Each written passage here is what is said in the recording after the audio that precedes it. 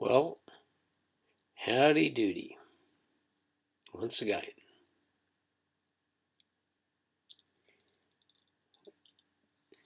This evening, I'd like to read another excerpt from a William Least Heat Moon book. This one's entitled Prairie Earth. This is the book where he explores over a period of 7 years, off and on, a small county right in the heart of Kansas. As we all know, Kansas is a byword for one of the most boring places in America, if not on the entire planet. But William Heat Moon, being who he is, seeks out the interesting in the insignificant, the storytellers in the everyday people. This chapter is entitled Bazaar, which is the name of a town, a small town, and in this story he meets the ex-postmistress of this town, and she tells him her story, or part of it. Now, I realise some of these readings are a little bit long, so this chapter I shall cut in half to make it a bit more bearable. So he's by the railway, by the Santa Fe Railroad, and here we go. Oh, there's the clock.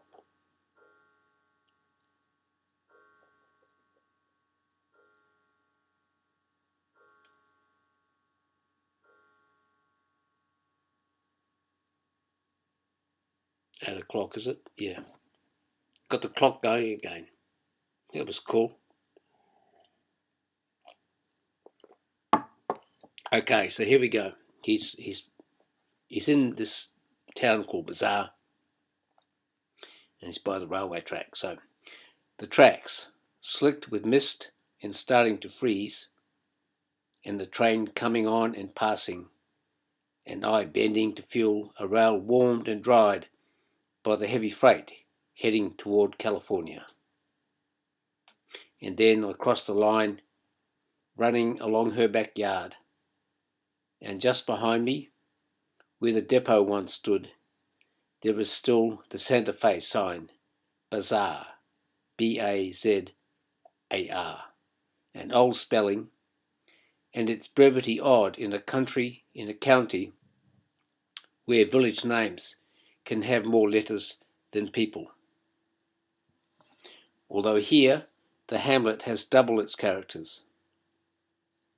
I walk up to her house, white frame, 2 stories. On the grass in the cool of the October morning, under the big and broken tree, windfall pears lie decaying, sweetening the air until it seems sticky, and edging the circumference of the pears is a fairy ring, come up overnight, its yearly appearance as regular as the arrival of the herons. West down the street are weed-grown, bleached, falling wooden buildings and houses. These once the cattle town, and now not even half a dozen of them occupied, and due south, just a grey looming in the mist, is Wanaka Hill. With the sweet corruption in my nostrils, I remember for a moment how I came down off that hill with a shape in my head, and there she is at the door, saying, "Pleased to see you again." She is 85. She reaches a small hand of agate translucence to wipe the mist from my sleeve. She looks a bit wan, and I'm asking, would another time be better? And she says, no, it's Friday.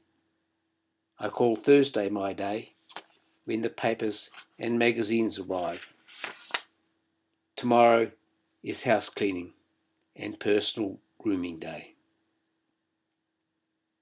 Then we are in the dim room, grey linoleum, plastic webbed aluminium chairs, a desk stacked up, the soft exhalation of her warm morning bottle gas stove, and atop it a kettle sending up a vaporous arm as if beckoning.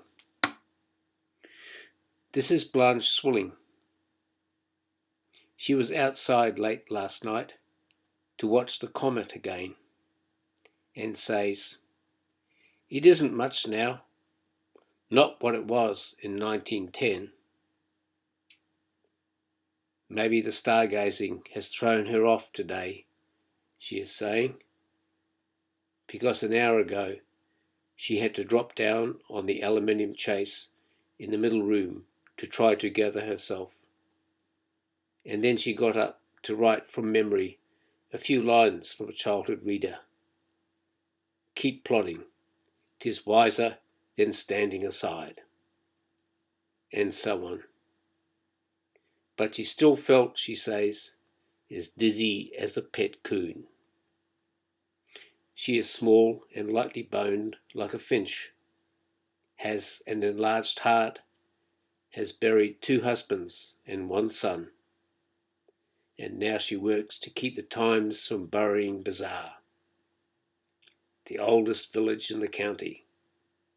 For 28 years she was postmaster, the last one before the government closed down the post office, took away the stamps, cancelled the zip code, and said by its action that Bazaar was no longer a real town, because rural people know that those 2 elements constitute a village. Said by its action that Bazaar was no longer a real town, and some people agreed, since the school had also been closed, because rural people know that those 2 elements constitute a village, even more than a grocery and filling station.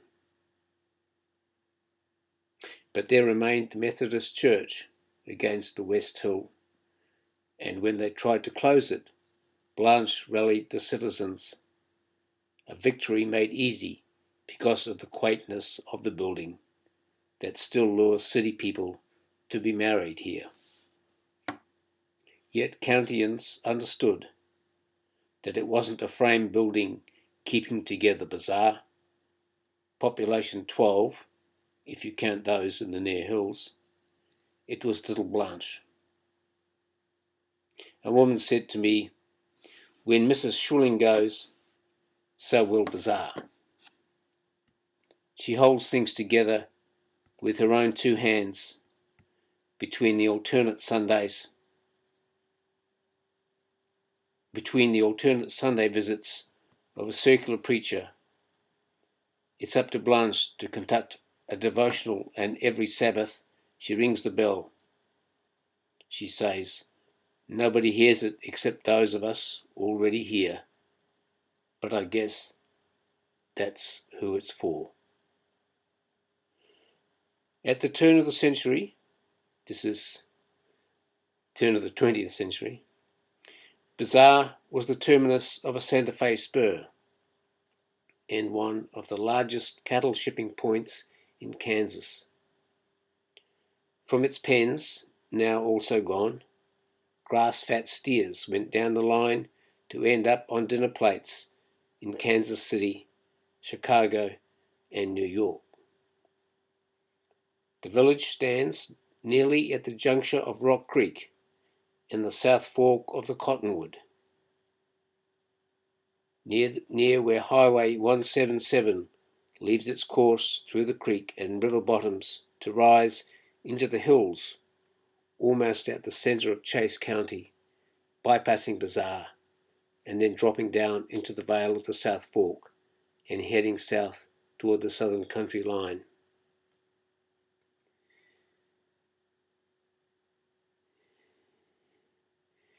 To this area, in 1860, came John and Nancy Sharp of Tennessee, who had freed their slaves and headed west, only to be driven eastward again by the Great Drought and subsequent starvation that forced out 30,000 other Kansas immigrants.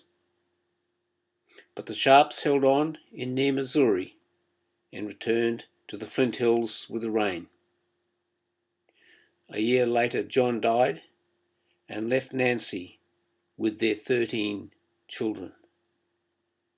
She raised sheep and planted cotton and made herself a small gin, spun wool and cotton together, concocted dyes from oak and walnut bark, and sold the cloth in Lawrence, and thereby kept the children alive. And some of their descendants today live along the creek. People say that before she died in 1884, Nancy, who had learned to extract essences and life from the rocky land, cut a goose quill and with ink made from pokeberries, put her X to her last testament. In the kitchen, Blanche is setting out a tray of chocolate chip cookies, dried apricots, pumpkin seeds, white mints, and a pot of hot water for scripture tea. I ask what that is, and she hands me a tea bag. At the end of the string is a paper octagon, and written on it is this: "As cold waters to a thirsty soul, so is good news from a far country." Proverbs 25:25. I read it aloud, and she smiles, so that I know she selected it. And I ask her about the sign above the faucet. Not for drinking, only for washing. And she says, it's from the cistern. Drinking water she hand pumps each day from her well. 10 strokes this morning, but 20 in dry weather. We are now in the small middle room with its 7 doors. Blanche tells me about things. One of the doors leads to the old sitting room, which in 1944 she turned into the post office. And behind that door, the post office is as it was on its last day. The photograph of President Richard Nixon, the 1974 calendar stopped on April. The rates still posted, the watermark 4 feet up from the wall, from the 1951 flood that unglued the stamps. There's the glass front boxes, the scales, the little bell that customers jingled to summon her to the counter, all still in place. Behind the counter, in the linoleum, 2 worn ellipses that give proof of her days standing and sorting and counting, that never even earned for her the minimum wage for what the Postmaster General considered a part-time job. For her, those ellipses are 10,000 days, when first-class postage rose only by 7 pennies. Okay, here endeth the reading. This is about halfway through the chapter. I'll post this and then do the next reading, just to break it up. Love to all. See you when you're ready to listen to the next piece.